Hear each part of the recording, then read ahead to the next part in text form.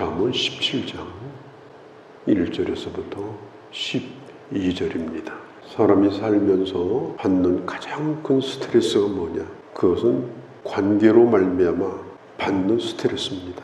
이미 주어진 관계, 내 스스로 뗄래야 뗄 수 없는 관계인데 그 관계가 매우 나빠졌을 때 그것은 대단히 견디기가 힘들고, 그런 문제들을 어떻게 풀어야 되는가 참 대단히 복잡합니다.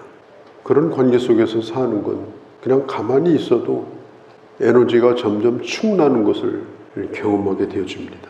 사람이 행복한 것이 뭐냐? 재물이 많고 적음이 아니라 사람들과 좋은 관계를 가지는 것, 특별히 한 집에서 사는 가족과 신뢰와 사랑의 관계를 가지고 사는 것, 그것이 바로 행복한 것입니다. 오늘 1절에 마른 떡이라고 하는 것은 딱딱한 빵이에요. 스프나 물에 찍어서 보통 사람들이 먹는 그런 음식입니다. 그 다음에 제육이라는 것은 잔치 때 먹는 상에 올라가는 음식입니다. 뭘 먹느냐보다 중요한 것은 누구와 먹느냐가 중요한 겁니다. 참 음식이 맛있다. 그런 기억들은 좋은 사람들과 나눴던 기억과 일치합니다. 오늘 우리는 핵가족 시대를 살고 있어요. 이혼도 늘어나고 결혼 연령도 늦어지는 데다가 출산율도 점점 줄어들고, 또 젊은 사람들은 일자리 잡기가 그리 또한 쉽지 않습니다. 그러다 보니까 이게 서로 한 울타리 안에서 편안하게 소통하고 사는 것이 그렇게 쉽지 않아요. 오늘 성경은 말합니다. 마른 떡 한 조각만 있고도 화목하게 사는 것이, 진수성전에 올라가는 이 고대 시대는요, 모든 것이 다 이 가족 중심의 시대였습니다. 특별한 일이 아닌 한에는 가업을 이어받아서 그 일을 했어요. 그래서 일도 가족들로 배우고, 이 가족 관계가 대단히 친밀했습니다. 그래서 정말 서로 노력하고 힘쓰지 않으면 해체되어져 가는 그런 가정을 경험할 수가 있습니다. 1절에서 말하는 것은 화목하는 것입니다. 사랑하고 신뢰하고 사는 관계입니다. 2절에 보면 슬기로운 종은 부끄러운 짓을 하는 주인의 아들을 다스리겠고 그 형제 중에서 유업을 나누어 얻으리라. 사실 이 중동 지방은요, 자식이 없을 경우, 또 자식이 있는데도 자기가 평생 쌓아놓은 가업을 물려줄 수 없는 처지에 있는 자식들이 있으면 그 아버지는 그 집에 아들 같은 종에게 그 가업을 물려주는 그런 관습이 있습니다. 아브람도 자식이 없을 때 그 집에 있는 종 엘리에셀에게 자기 모든 것을 다 맡기려고 그렇게 생각을 한 적이 있었습니다. 자식만큼 신실한 종, 참 얼마나 이게 귀한 말입니까? 관계는 종의 관계인데 내 자식이나 마찬가지고, 그리고 나의 모든 것을 다 맡겨도 믿을 만하고, 그리고 아들과 같이 그렇게 대할 수밖에 없는 그런 종, 그런 신뢰관계를 갖는 것, 이게 참 중요하다는 거죠. 예수님도 말씀했죠. 누가 내 형제요 자매냐? 혈연관계도 중요하지만 주님 안에서 하나님의 뜻을 함께 행하는 자가 바로 형제와 자매다. 우리가 슬기로운 청지기, 슬기로운 종이 되어서 하나님께서 주시는 위대한 유업, 하나님께서 그의 자녀에게 베풀고자 하는 그런 놀라운 축복을 나눠주기에 부족함이 없는 하나님의 종으로 살아가는 그런 우리가 되기를 바랍니다. 3절에 보면은 이 도가니는 용광로 풀무불을 가르쳐요. 도가니는 은을, 풀무는 금을 연단하거니와 여호와는 마음을 연단하신다. 큰 돌멩이 속에 금이 포함되어 있습니다. 은이 포함되어 있습니다. 그런데 금이라고 부를 수는 없어요. 그냥 돌멩이지 은이라고 부를 수는 없어요. 그런데 그걸 녹입니다. 녹여가지고 그 안에 있는 불순물을 전부 제거합니다. 그래서 거기서 금을 얻고 은을 얻는 겁니다. 순수한 물질이 되게 하는 거예요. 우리도 마찬가지 아닙니까? 우리 안에 얼마나 불순물이 많아요. 좋은 것이 우리 속에 있음에도 불구하고 불순물이 많기 때문에 좋은 것이 드러나지 않고 자꾸 나쁜 것이 드러나게 돼요. 어떤 때는 저 사람이 예수 믿는 사람인가 불신자인가 의심이 갈 정도로. 그래서 하나님은 뭘 하시느냐? 연단을 하시는 거예요. 왜 우리에게 고통이 오는가? 내 안에 있는 불순물을 빼내시는 하나님의 작업입니다. 영광로에 들어가야만이 분리가 되는 겁니다. 그것도 한 번이 아니라 반복해서 나쁜 것들은 다 떨어져 나가도록. 왜 그렇게 하십니까? 사랑하기 때문에. 하나님께서 쓰시려고 하기 때문에 그렇게 하시는 거예요. 사랑하지 않으면 연단도 없습니다. 내버려 두는 겁니다. 잡석으로 살다가 길가에 굴러다니는 돌멩이로 끝나도 아무 상관없습니다. 그런데 하나님이 정말 사랑하는 사람은 연단을 주셔서라도 내 안에 있는 것들을 뽑아내십니다. 이스라엘 백성들이 그렇게 하는데 40년 걸렸어요.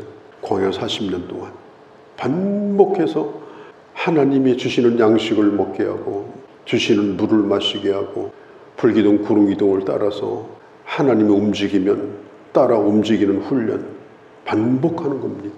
그래서 젖과 꿀이 흐르는 축복의 땅으로 들어갈 수 있도록 그렇게 하신 겁니다. 우리가 교회를 드나들고 신앙생활을 하고 있지만 그러나 그대로 쓸 수는 없습니다. 그래서 하나님이 계속해서 연단하시는 거예요. 그런 힘든 과정들을 거쳐서 자기가 다 허물어져야 돼요. 허물어져 가지고 그 나쁜 것이 빠져나가야 됩니다. 그렇게 해야만 하나님이 내놓고 쓰실 만한 금방 진열장에 놓아도 빛이 날 수 있는 그런 존재로 정말 하나님이 내놓아도 좋은 그런 하나님의 사람으로 우리가 그걸 꿈꿔야 되고 힘들고 어려울 때 하나님을 원망하는 것이 아니라 그런 과정 가운데 있다는 걸 알고 우리는 나 자신을 그렇게 만들어 가야 돼요. 도가니, 풀무 정말 싫고 고통스러운 일이죠. 그러나 하나님은 우리 마음을 연단하셔서 깨끗게 하셔서 하나님의 자녀로 더 드러내기를 원하십니다. 더 아름다운 모습으로 마지막에 주님을 보기를 원하시는 거예요. 4절에 악을 행하는 자는 사악한 입술이 하는 말을 잘 듣고 거짓말하는 자는 악한 혀가 하는 말에 귀를 기울인다. 악을 행하는 자, 그게 뭡니까? 악은 입으로 행하는 거예요. 유언비어를 퍼뜨리고 다니고 근거 없는 말을 하고 다니고 어디에다가 비난하는 글을 올려가지고 어떤 사람을 고통스럽게 만들고 선동하고 그래서 여론을 만들어요. 그래서 자기 목적을 이루려고 해요. 이것이 바로 사악한 거예요. 오늘 정치하는 사람들이 이데올로기에 갇혀있는 사람들이 지금 이런 일을 하고 있는 거예요. 거기에는 그런 사람들이 모여요. 주거니 받거니 하면서 그런 사람들끼리 모여서 악한 일을 행하는 것입니다. 우리의 귀가 그런 일에 가까이 가지 않도록 해야 됩니다. 그런 것에 솔깃하면 안 돼요. 누군가가 막 내 욕은 아니라 하더라도 누군가의 욕을 하거든 안 들은 걸로 하고 끝나야 돼요. 그래서 어떻게 됐는데 거기다 또 보태가지고 내 말까지 하고 다니면 그건 악한 자와 친구가 되는 겁니다. 지혜로운 하나님의 사람은 선한 말을 듣기를 좋아합니다. 거기서 지혜를 배웁니다. 그래서 점점 선해지고 점점 지혜로운 자가 됩니다. 품격이 있습니다. 품위 있는 그리스도인이 됩니다. 그게 어디에서 나오는가? 그게 바로 지혜로운 입술에서 나옵니다. 지혜로운 자와 좋은 교제 속에서 나오게 되는 겁니다. 5절에 가난한 자를 조롱하는 자는 그를 지으신 자를 조롱하는 것이다. 나보다 힘이 약한 사람들을 우리가 조롱하는 것. 나보다 센 사람은 함부로 말하지 못해요. 함부로 말했다가는 일이 나죠. 만만하다고 생각하고 약하다고 생각하는 사람에 대하여 함부로 말을 해요. 우리가 그것을 조심하라는 겁니다. 그것은 하나님이 지은 자를 멸시하는 일이에요. 성경에 보면은 추수할 때가 되면 이 귀퉁이 같은 데는 전부 남겨두어서 가난한 자의 몫으로 다 베어서 땅에다가 좀 깔아 놓아라. 그러면 편안하게 다 이삭 주어가지 않겠느냐. 구약 성경에 보면은 10의 2조를 드리게 했어요. 11조는 하나님 앞에 드리고 그 다음에 또한 11조는 가난한 사람의 몫으로 사용하라고 율법에 나와 있는 겁니다. 어떤 사람들은 나는 하나님 앞에 할 거 다 했으니까 나는 남 돌볼 처지가 안 된다. 이러면 안 된다는 거예요. 하나님에 대해서도 사람에 대해서도 하나님의 사람을 대하듯 그렇게 대하라. 5절에 이렇게 말합니다. 사람의 재앙을 기뻐하는 자는 형벌을 면치 못하리라. 원수가 잘못되는 것을 보고 속시원해하고 통쾌해하는 것은 하나님이 기뻐하는 일이 아니다. 또 내가 원수를 갚으려고 하는 것도 내가 할 일이 아니다. 다윗이 사울에게 한 10년 이상을 쫓겨다녔어요. 죽이려고 쫓아다녔는데 하룻밤도 한 곳에서 잘 수가 없었어요. 왜? 두려움 때문에. 그렇게 다윗은 오래도록 고통을 받았는데 나중에 사울이 죽었다는 소식을 듣습니다. 그 소식을 또 듣고 기쁜 소식이라고 전하러 온 사람도 있었어요. 그런 사람을 다윗이 용서하지 않았습니다. 그게 기쁜 소식이더냐? 사울의 죽음을 진심으로 슬퍼했고 그의 모든 것을 다 수습해가지고 한 나라의 왕으로서 품위를 세워주면서 장례까지 치러졌습니다. 이러니 하나님이 어떻게 다윗을 마음에 들어 하지 않겠습니까? 하나님이 다윗을 보실 때 내 마음에 딱 들었다. 왜 그래요? 그 안에 악한 것이 없는 거예요. 그 사람이 내게 어떻게 대하느냐 상대적인 것이 아니고 본래 그 안에 그런 악한 것이 없는 거예요. 그리고 그걸 실천했어요. 실제로. 그래서 하나님은 다윗을 최고의 왕으로, 지금도 이스라엘의 국기가 펄럭이잖아요. 별처럼 빛나는 다윗의 별, 그런 하나님의 사람으로 하나님이 그를 지금도 세워가시는 겁니다. 6절에 손자는 노인의 면류관이요 아비는 자식의 영환이라. 손자는 노인의 면류관이요 아비는 자식의 면류관이라. 여기 3대가 있어요. 아버지가 있고 자식이 있고 그 다음에 할아버지가 있어요. 저는 6절을 보면서 뭐가 생각났는가 하면 가족사진. 우리에게도 가족사진이 있죠.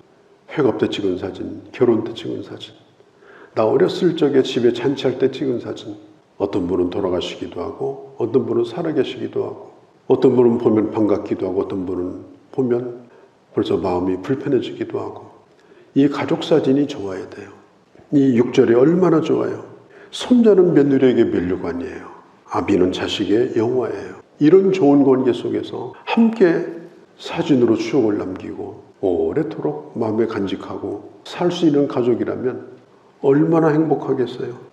오늘 성경은 말합니다. 내게 주어진 사람들, 그런 사람들을 진정으로 사랑하고 서로를 볼 때 기뻐하고 서로를 자랑스러워하고 너는 나의 영광이다.